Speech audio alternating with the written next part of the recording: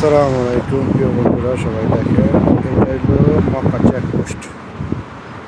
মক্কা ঢুকতে হইলে এই চেকপোস্ট পার হইতে হবে। যেখান দিয়ে আসেন চেকপোস্ট এটা থাকবে। এই জেদ্দার থেকে মক্কা আইতে হলে এই চেকপোস্ট দেওয়া মক্কা ঢুকতে হয়। আর এই চেকপোস্টে মুসলিমদের এলাউ আছে, বিধর্মীদের কোনো এলাউ নাই। ঠিক আছে, এই যে রাস্তা, এই যে গাড়িগুলো খাড়ায় রয়েছে চেকপোস্টের মধ্যে চেক হয়ে যাবে, স্ক্যানিং হয়ে যাবে। স্ক্যানিং হয়ে তারপর মক্কা ঢুকতে হবে।